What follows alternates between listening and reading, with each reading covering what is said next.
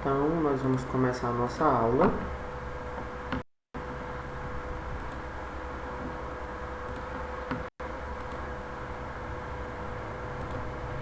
Deixa eu abrir aqui a janela.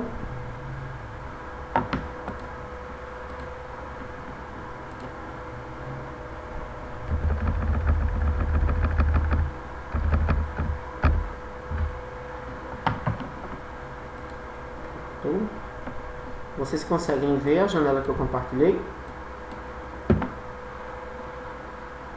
Sim.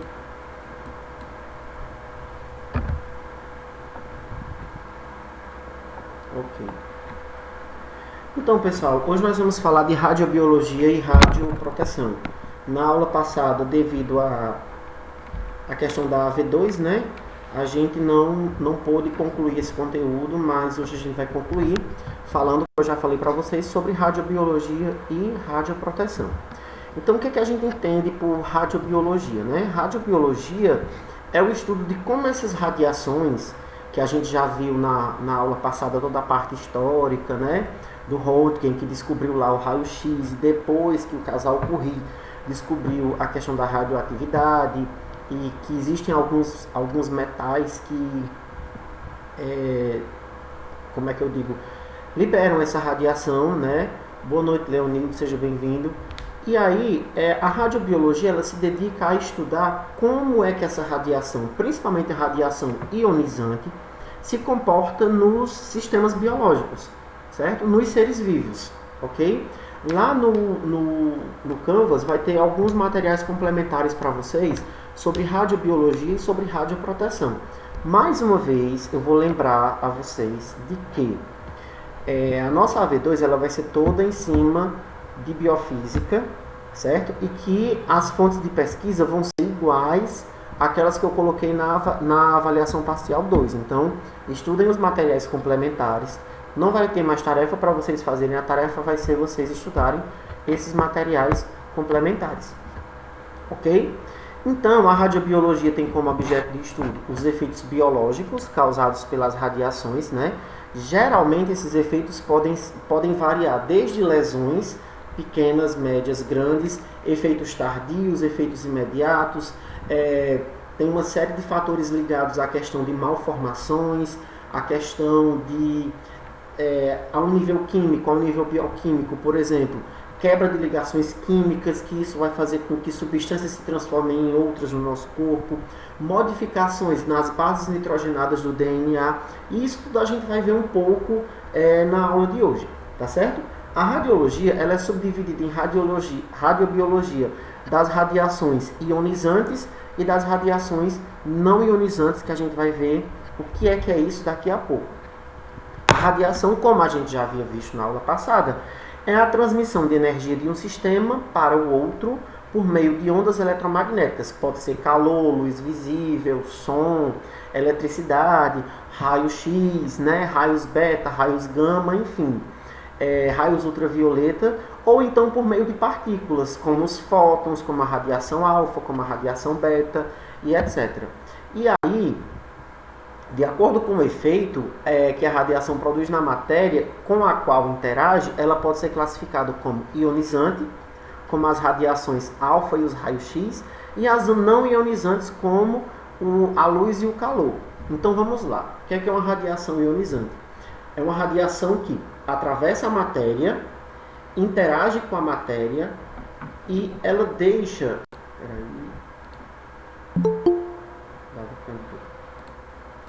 E ela deixa nessa matéria algumas partículas, né? Ela deixa íons. Então, esses íons são essas partículas que serão capazes de, por exemplo, fotografar os ossos, os tecidos moles que estarão lá no raio-x. Então, por que é que a minha mão, ela consegue, o meu osso, ela consegue aparecer, por exemplo, na chapa do raio-x? Porque esses íons atravessam a minha mão, se prende aos meus ossos e vão ser projetados naquela imagem do raio-x. Então, as radiações ionizantes, do ponto de vista da radiobiologia, são as que são mais perigosas, porque são elas que interagem de maneira direta com a matéria, de maneira direta com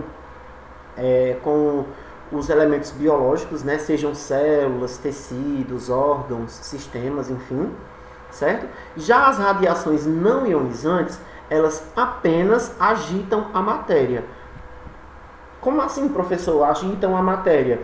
Vejam, se você... Deixa eu dar aqui um exemplo. A eletricidade, ou então não, o calor. Né? O calor, você está lá com a colher quente. Né? Você toca na colher, o calor é transportado para a sua mão, mas esse calor logo se dissolve.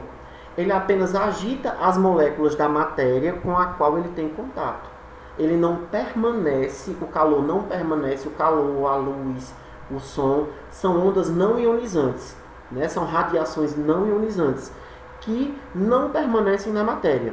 Então, recapitulando, as radiações ionizantes são aquelas que, quando passam pela matéria, permanecem nela, como os raios-x, por exemplo, e as radiações não ionizantes são aquelas que, quando passam pela matéria, não permanecem nela, provocando apenas um estado que a gente chama de agitação. Essas outras ondas, essas outras radiações, elas apenas agitam a matéria. Elas não se misturam com a matéria, digamos assim. Certo? Essa interação da radiação com a matéria, ela pode se dar de algumas formas. Por exemplo, a radiação, ao interagir com a matéria, transfere energias para o átomo do meio na qual está se propagando. Esse exemplo que foi dado é o exemplo de uma interação de uma radiação ionizante. Então, essa onda, ela leva energia, esses átomos, eles pegam a energia da onda e levam para os átomos da matéria na qual ele está se propagando, certo? Esta transferência de energia de uma partícula ou fóton para os átomos do material absorvente ocorre basicamente através de dois mecanismos, como eu já falei para vocês.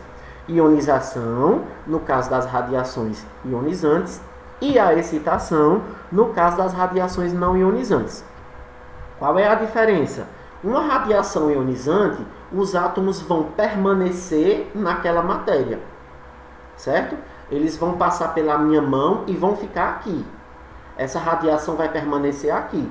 Numa radiação não ionizante, a radiação vai vir, vai passar, vai embora, vai agitar os átomos da matéria da minha mão e vai embora. Então essa é a diferença básica entre uma radiação ionizante e uma radiação não ionizante. Então, quando o sistema biológico é exposto às radiações, surgem lesões detectáveis nos diferentes níveis de organização. Como eu já falei para vocês, essas lesões elas podem ser desde níveis celulares, né, níveis membranosos, níveis de organelas celulares, até níveis de organismos, como a gente vai ver mais para frente. Então, ao excesso, né, vale lembrar que tudo é uma questão de equilíbrio, então o excesso de radiação pode provocar uma série de lesões em vários níveis dos organismos vivos. Tais efeitos podem estar estruturados, como eu já falei para vocês, né, em termos de fragmentos de moléculas, moléculas inteiras, organelas celulares, tecidos, órgãos e organismos. É evidente que cada nível de estudo fornece informações importantes que podem ser de grande valia para a compreensão desses fenômenos. Então, esses processos conduzem ao aparecimento de radiolesão, eles podem ser classificados, vamos dizer assim, em 3 estados: o estado físico, o estado físico-químico e o estado biológico. No estado físico, a energia veiculada pela radiação, ou parte dela, é transferida para a matéria viva. No caso, imaginem um raio-x, certo? Quando eu estou lá no raio-x, a radiação é transmitida lá do ponto focal da energia, do gerador de energia, para mim, que sou a matéria viva. Então, os produtos dessa fase física, são bastante instáveis e dotados de grande reatividade. Por quê? Porque vai depender de uma série de coisas. Vai depender do estado do maquinário, vai depender da quantidade de radiação que está sendo liberada, vai depender da quantidade de radiação que eu vou receber, vai depender da radioproteção que nós vamos ver daqui a pouco. O estado físico-químico é classificado pela reação dos produtos surgidos no estado anterior, né, que é o estado físico, o estado de recepção dessas ondas, dessa radiação, entre si ou com moléculas vizinhas, conduzindo à formação de produtos secundários. Daqui a pouco a gente vai ver que uma das consequências dessa exposição demasiada à radiação é a geração de radicais livres através de formação de peróxido de oxigênio, que também é conhecido vulgarmente, popularmente, como água oxigenada. Quais são as consequências da formação de radicais livres? Esses radicais livres eles vão começar a oxidar as células do nosso corpo, gerando uma reação que a gente conhece como envelhecimento, certo?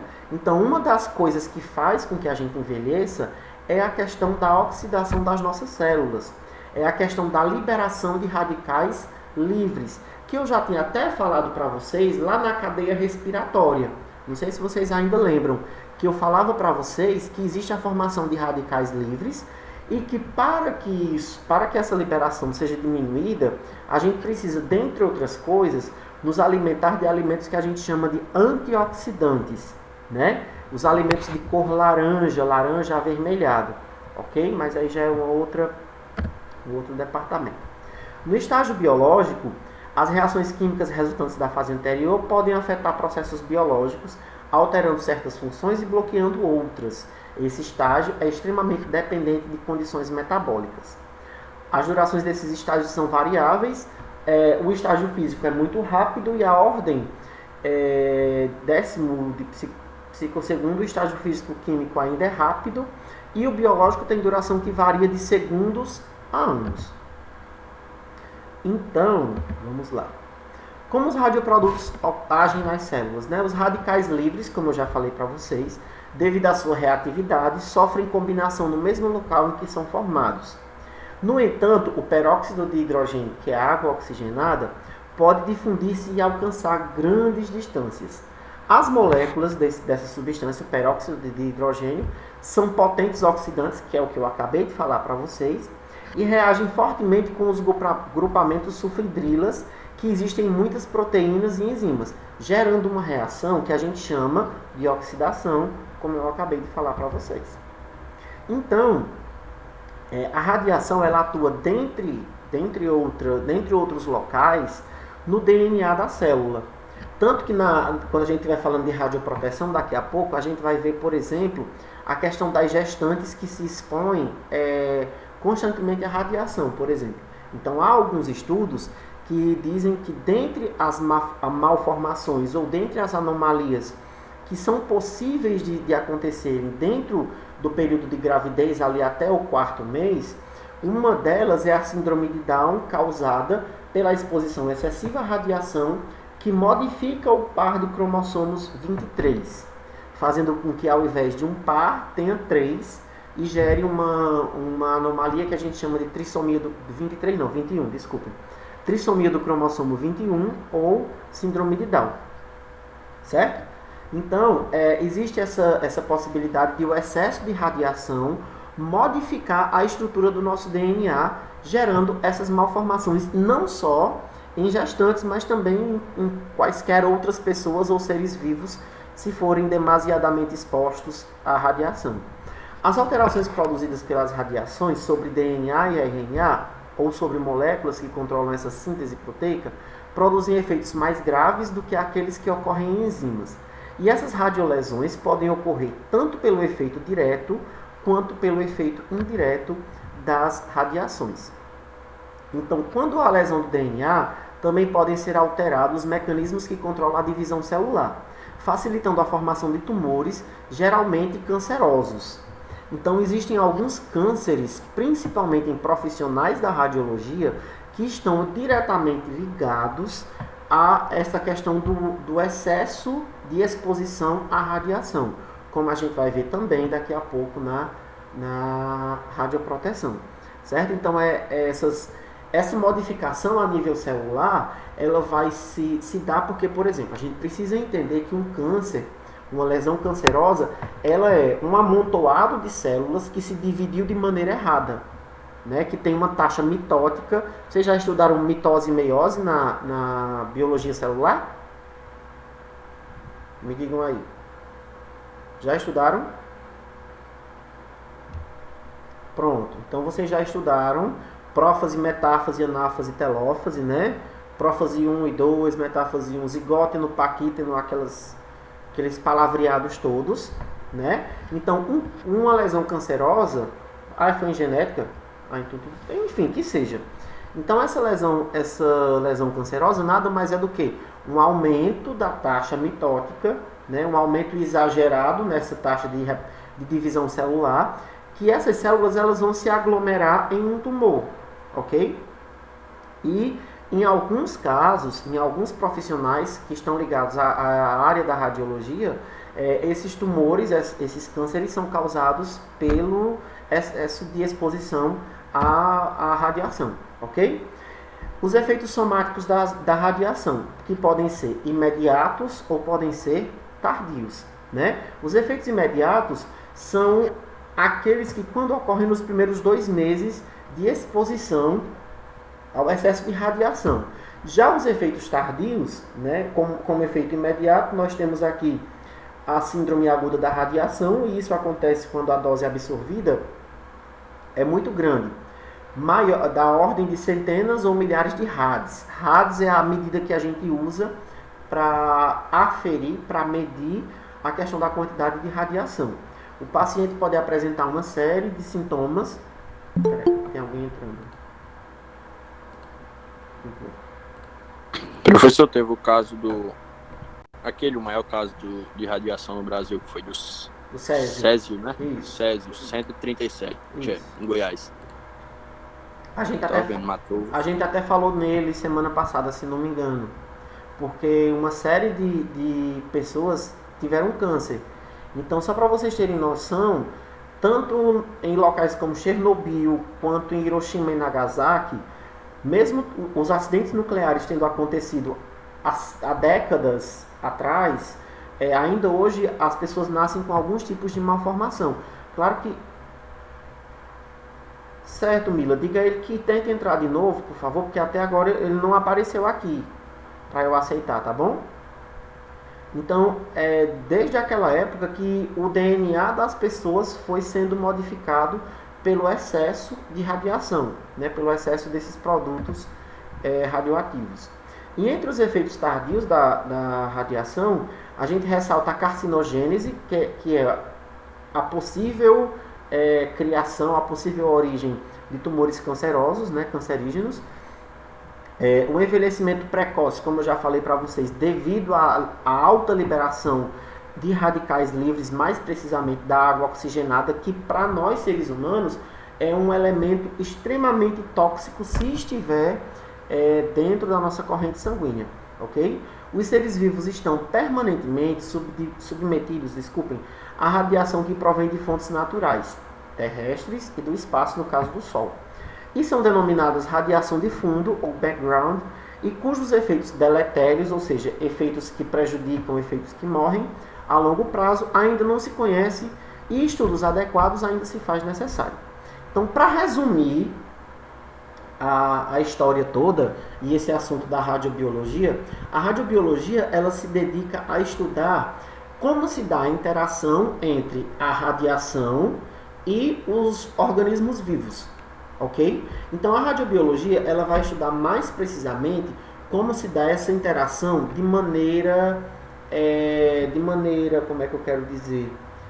Quando essa radiação ela está demasiada no corpo de alguém ou de algum ser vivo. Peraí, tem alguém entrando. Olha aí, então. Certo?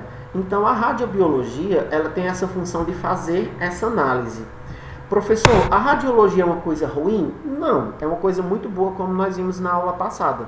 A gente viu que a radiologia ela tem uma série de utilidades, inclusive dentro da própria medicina veterinária, os exames de imagem como um todo. Porém, é necessário que a gente tenha cuidado, um cuidado que as pessoas que obviamente estavam lá atrás e que descobriram esses processos não tiveram porque não conheciam, com a proteção, com os excessos, né, com o uso de determinadas regras e leis que são aplicadas. Né? Então, a radiobiologia ela vem aí para nos mostrar como se dá essa interação entre a radiação e entre os seres vivos, ok? Alguém tem alguma dúvida ou pergunta sobre o que foi discutido até agora? Enquanto isso, eu vou colocar o meu carregador aqui. Alguém, pessoal, tem alguma dúvida ou pergunta ou observação?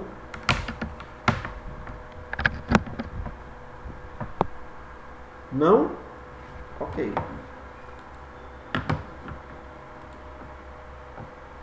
Então vamos ao nosso próximo material.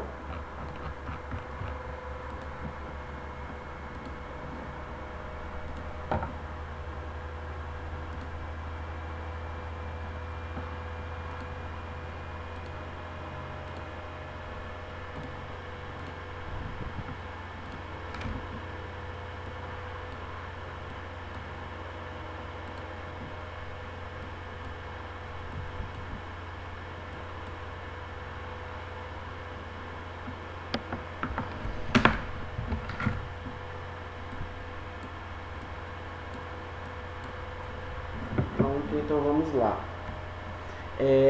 A gente acabou de falar da radiobiologia, e aí para quem chegou pegando o bonde andando, acho que Igor e Wellington, a radiobiologia ela se dedica a estudar de que forma a radiação interage com os organismos vivos.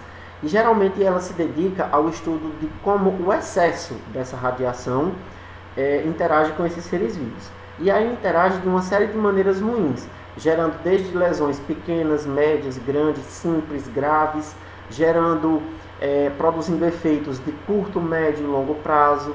Então essas interações com essas radiações se dão de algumas formas, porém de formas muito deletérias, até um termo que foi usado no slide, né? de formas ruins. Então depois vocês vão pegar o conteúdo que eu vou postar depois na aula síncrona, e aí vocês vão entender direitinho o que foi que a gente já discutiu até agora.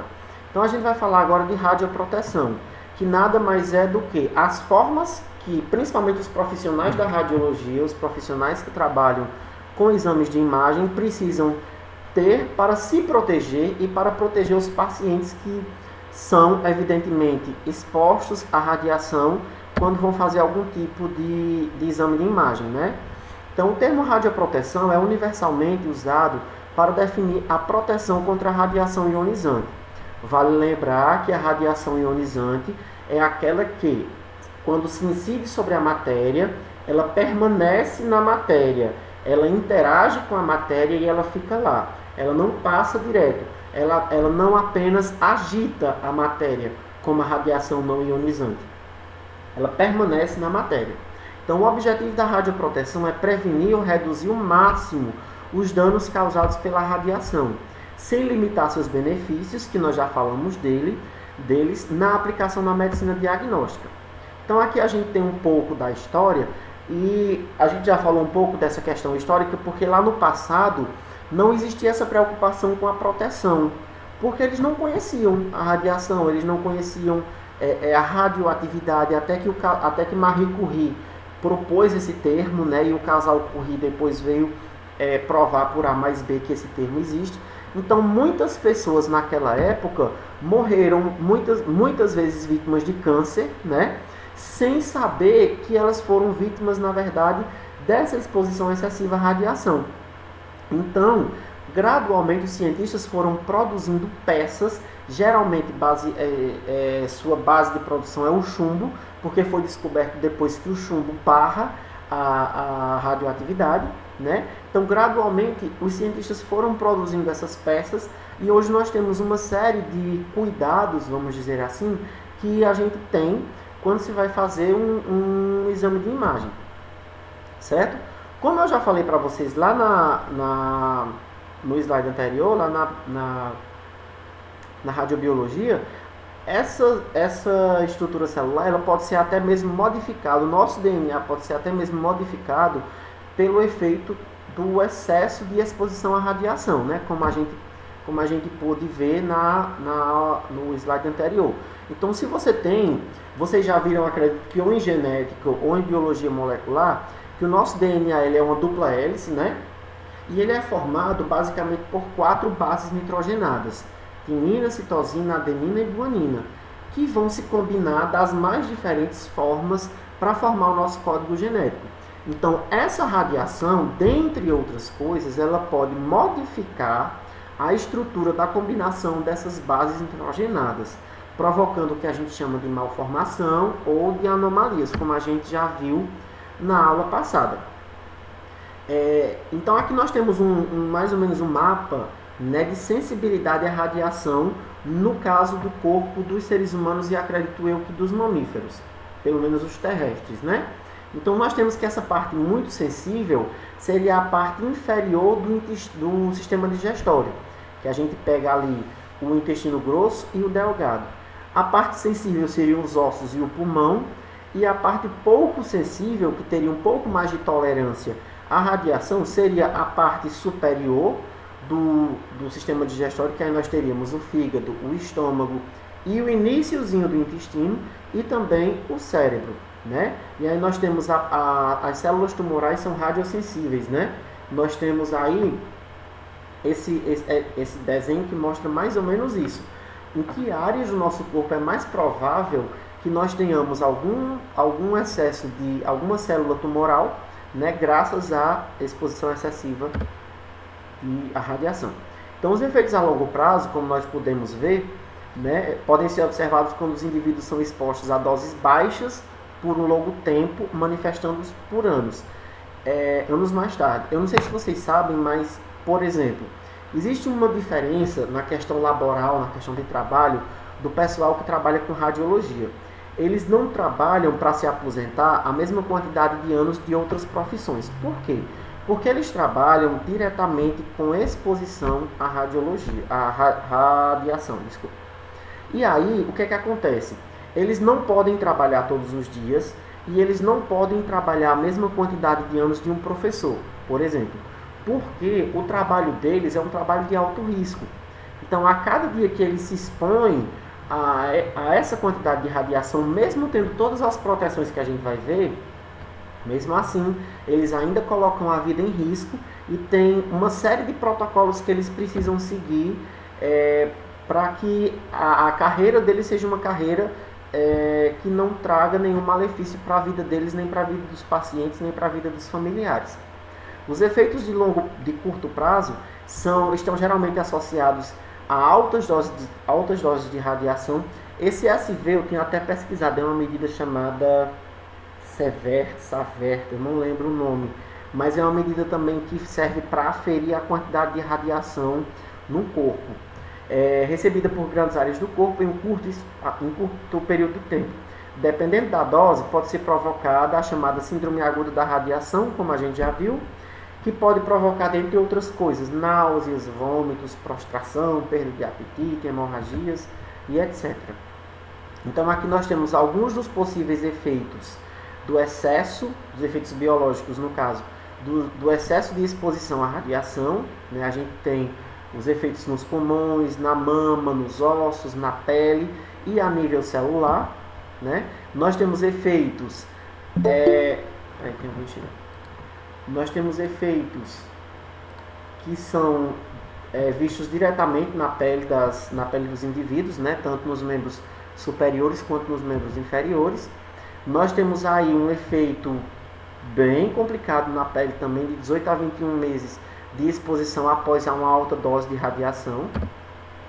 E aí, como evitar esses efeitos, né? Como evitar esses efeitos biológicos da radiação? A gente precisa pensar em 3 frentes de proteção. A proteção no local de trabalho, a proteção do paciente e a proteção do profissional. No caso do trabalho, nós temos uma argamassa que é específica para ser passado nas paredes de salas de raio-x, por exemplo, que a gente chama de argamassa blindante, que ela vai ter materiais que vão blindar essa sala, fazendo com que a radiação não extrapole, por exemplo, para outras áreas dos hospitais e clínicas. Nós temos também um lençol plumbífero, que ele é como se fosse um papel alumínio, só que a base dele é de chumbo, certo? Porque o chumbo, como eu já expliquei para vocês, o chumbo isola a radiação. Então esse lençol plumbífero ele é usado para recobrir uma série de coisas, uma série de objetos dentro da sala de radiologia, ok? As portas também, elas precisam ser portas que tenham no meio, entre uma parte e outra da composição da porta, tenha chumbo, exatamente também para vedar essa saída dessa radiação, certo? O visor plumbífero geralmente é onde o radiologista fica atrás, né, para enxergar o que é que está acontecendo lá na sala. Isso aí geralmente é usado para exames de tomografia computadorizada e etc. Nós temos as salas de comando, que também são isoladas com biombos, que a gente vai ver daqui a pouco, e com chumbo. Tá aí o biombo que eu falei para vocês, né, que é isolado também com chumbo. Então toda essa parte de isolamento, não só da sala, mas de todos os materiais que o radiologista vai usar, o técnico vai usar, todos eles têm que ter chumbo. Exatamente porque o chumbo faz com que essa radiação seja isolada. Aqui eu tenho mais ou menos uma planta de como seria uma sala de raio-x, enfim. Os pacientes, né, que geralmente usam, a depender da área a ser avaliada por um raio-x, vão utilizar esses aventais, que tem também em sua composição chumbo. Eu amei a cara desse paciente, eu achei assim uma cara muito, parece Kátia Cega, assim, aquela coisa meio anos 70, anos 80, capa de como é que chama? Capa de, como é o nome daquele disco grande, parece uma bolacha, né? Eu achei assim bem sexy sem ser vulgar, mas enfim. Vinil. Vinil, isso. E aí nós temos também alguns exemplos de proteção do paciente. De proteção profissional, nós temos tanto luvas quanto aventais que tem em sua composição, mais uma vez, o chumbo. Peraí, tem alguém entrando. Os óculos também, os óculos de proteção individual para os profissionais. E aí, assim, quando esses profissionais são gestantes, as condições de trabalho devem ser revistas para garantir a dose da superfície do abdômen não exceda 2 SV, que eu já esqueci o nome para dizer para vocês, enfim, durante todo o período restante da gravidez. Então precisa existir esse cuidado, não só com as profissionais gestantes, mas com as gestantes que se expõem enquanto pacientes, por exemplo, à radiação. Os profissionais precisam usar um aparelho chamado dosímetro, né? Esse dosímetro é um dispositivo obrigatório nas atividades com radiação ionizante, porque são esses aparelhos que vão verificar diariamente como é que está a dose de radiação nesses indivíduos, nesses profissionais. O que é a dosimetria pessoal, né? É o processo de monitoração individual externa de dose absorvida durante a jornada de trabalho por indivíduos ocupacionalmente expostos à radiação ionizante. Professor, esse dosímetro ele é para os pacientes? Não, ele é apenas para os profissionais. E aí nós temos 3 tipos de marcações de dosímetro, né? O azul nos meses pares, o verde para os meses ímpares e o vermelho em caso de envio ou extravio. Aí aqui nós temos, esse slide saiu feio, ó. Nós temos os dosímetros, um exemplo de dosímetro aqui. Nós temos também o controle da distância, né, que precisa ter uma distância mínima entre o profissional e a máquina que produz a radiação. Eu acredito que entre 2,5 metros e 3 metros, não pode ser menor que isso, essa distância. E aí assim, não, vamos pular esse do inverso. Para adultos e profissionais, 50 mSv por ano, né, adultos e trabalhadores. E para os membros do público, para os pacientes, 1 mSv por ano. Ou seja, para vocês verem o quanto esses profissionais eles se expõem à radiação. Então, enquanto o paciente se expõe a 1 mSv por ano, um profissional ele se expõe a 50 vezes mais que isso. Então, daí a importância de mecanismos de radioproteção, daí a importância de legislações específicas para protegerem esses profissionais, certo? Alguém tem alguma dúvida ou alguma pergunta sobre o que foi colocado aqui? Ramon. Oi? Eu acho que os veterinários talvez eles recebam ainda mais radiação, porque eu acho que às vezes eles têm que segurar o animal. Sim, aí é fato. É fato. Então eles recebem bem mais radiação, né? Sim. Eu não sei lhe dizer o quanto, mas vocês vão ter disciplinas específicas, por exemplo, de imaginologia, né? Mais para frente do curso de medicina veterinária. E aí vocês vão poder analisar com calma. Até eu acredito que isso esteja, Juliana, depois você pode até procurar dentro do, não é do código, acho que deve estar até dentro do código de ética do médico veterinário, a quantidade de radiação, essas coisas assim, que vocês podem até procurar posteriormente, né? Que quantidade é essa, como são esses procedimentos dentro da medicina veterinária. Apesar de que, como eu disse para vocês, vocês vão, obviamente, revisar isso, mas de uma maneira muito mais profunda, porque vocês terão uma disciplina só sobre exames de imagem dentro da medicina veterinária, ok? Mais alguma observação, mais alguma dúvida? Ramon, Oi? tinha como você mostrar de novo como é a sala de raio-x? Peraí. A questão daquela planta baixa que eu mostrei, Assim, eu queria saber como assim, como funciona a sala de raio-x. Aqui eu tenho a máquina de raio-x, né? Eu tenho uma sala de comando que fica ao lado. Eu tenho, no caso aqui seria uma sala bem ampla, né? Eu tenho uma outra sala de raio-x aqui. Tu já fez raio-x? Já fez algum raio-x? Já. Pronto. Então, Já. basicamente a sala de raio-x ela é composta pela máquina que emite a radiação, né? Pela, como é que eu quero dizer? Tem um nomezinho que fugiu na minha boca. Pela usina, vamos dizer assim, né? Pela máquina que emite a radiação.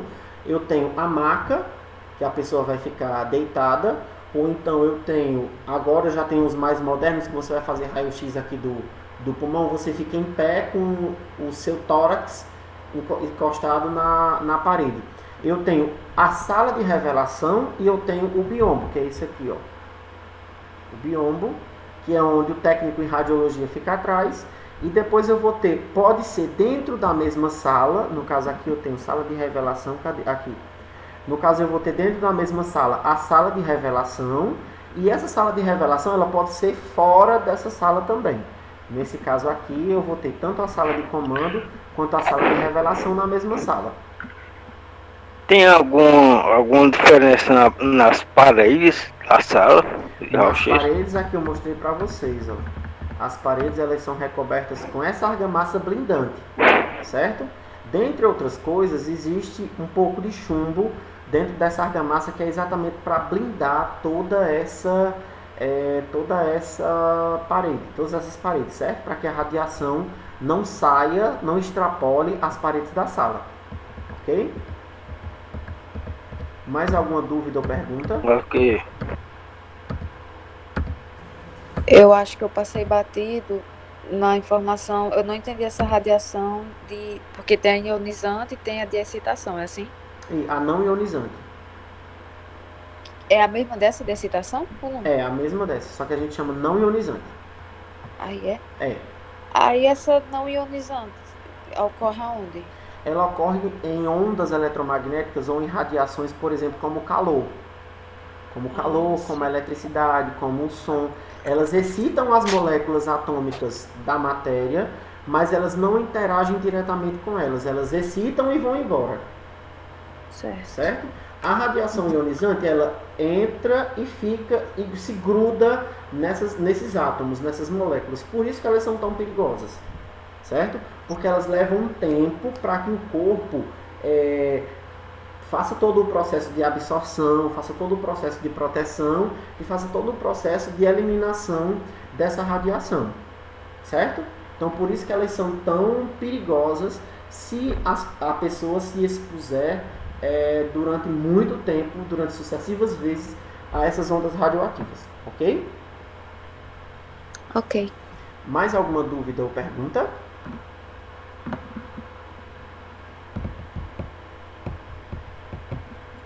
Professor, só uma colocação. Primeiramente, desculpa ter chegado atrasado, né? Cheguei agora de viagem. Para os técnicos em radiologia, né? A carga horária deles são um pouco menores, né? Só uma colocação, eu perdi boa parte da aula, não sei se o senhor explicou essa parte. mas eu tenho um colega que é radiologista e ele fala que o horário dele é reduzido, né? Tem uma carga horária reduzida e também em questões de se aposentar, né? Ele parece que é 10 anos a menos por conta desse fator de exposição. Para o médico veterinário, a minha questão é agora. Se o médico veterinário trabalha com isso e ele trabalha para uma empresa, ele pode cobrar isso da empresa? Entendeu? Eu não sei se você está entendendo. Que é o meu questionamento, né? Estou entendendo. Primeira coisa, eu já tinha explicado isso para a turma antes de você chegar. Tanto a questão da jornada de trabalho, além de ser reduzida, eles não podem trabalhar todos os dias, eles têm que trabalhar em regime de plantão com alternância aí de pelo menos de 24 a 48 horas entre um plantão e outro, para que dê tempo de o corpo sintetizar toda essa radiação. E já tinha explicado também que a carga horária total da vida deles trabalhada é bem menor do que a de um trabalhador, digamos, normal. O médico veterinário, porque, por exemplo, o técnico em radiologia é uma área muito específica, né? Ele vai trabalhar com aquilo ali. Então, o médico veterinário, ele não vai trabalhar só com exames de imagem. Ou você pode, por exemplo, não trabalhar com exame de imagem. E vai ter um colega seu que vai trabalhar só com exame de imagem. Por exemplo, você pode querer montar uma clínica que seja só com exames de imagem. Certo? Então, assim, eu não sei até que ponto o médico veterinário pode fazer esse tipo de, vamos dizer assim, de cobrança. Né? A gente teria que ver na questão da legislação da profissão de vocês. Né? Eu acredito que por ser facultativo essa questão de o médico veterinário trabalhar ou não com radiologia, né? Vocês estão preparados para eventualmente trabalhar, né, com radiologia. Mas eu acredito que no dia a dia do trabalho do médico veterinário não seja todos os dias, por exemplo, que vá ter um raio-x para fazer, por exemplo. E que vocês se exporão, por exemplo, diariamente a mesma quantidade de radiação que um técnico em radiologia se expõe. Não sei se eu fui claro no que eu quis dizer, Igor. Igor não, Jackson. Entendeu? Sim, professor, foi. A meu questionamento é porque tem uma clínica aqui na minha cidade, Iguatu, né? E ela está abrindo essa área específica só para tirar a radiologia, né, de animais. Ela é uma clínica de pet, né, de pequenos. Então, é isso que é o meu questionamento. Quando eu vi o tema da aula, né, e li aquela cronograma da aula do senhor, aí eu já me atentei a isso, né? E me lembrei dessa clínica que a minha cidade está abrindo, né? Então, eu me veio esse questionamento na cabeça, mas o senhor respondeu. Tá? Mas aí, assim, é um médico veterinário específico para isso? Para fazer exame? Ele é o dono. O médico veterinário dessa clínica, ele é o dono dessa clínica, entendeu? Então, certo. Ele que está abrindo essa área mais, entendeu? Ah, entendi. Então, ele deve ter feito alguma especialização. Aqui em Iguatu é o doutor Joaquim, isso, é o doutor Joaquim mesmo. Pronto. Então, ele deve ter feito alguma especialização nessa área, alguma coisa do tipo. Se você tiver algum contato com ele, você pode até perguntar mais especificamente sobre essa questão que você levantou e trazer isso como uma informação para a gente na próxima aula, tá certo? Sobre essa questão, se tem alguma implicação para a carreira do médico veterinário. É porque também tem aquela história, geralmente o médico veterinário ele vai atuar ou em clínica particular ou em clínica particular ou então em alguma faculdade, porque assim é muito raro ainda, infelizmente, concursos que tenham, por exemplo, vaga para médico veterinário, né? Então a gente ainda vê muito pouco, infelizmente, porque o médico veterinário é um profissional que tem uma atuação tão ampla que pode atuar em tantas frentes, né? Que a gente ainda vê, infelizmente, lamentavelmente, esse pensamento de que o médico veterinário ele cuida apenas de animais, né? E não é só isso, vocês já sabem que não é só essa a atuação do médico veterinário, né? Mas, enfim, se você quiser e puder fazer esse questionamento para ele e trazer essa resposta na nossa próxima aula, seria muito interessante, ok? Mais alguma dúvida? Ok. Mais alguma dúvida ou questionamento ou complemento à aula? Me digam aí. Tudo certo?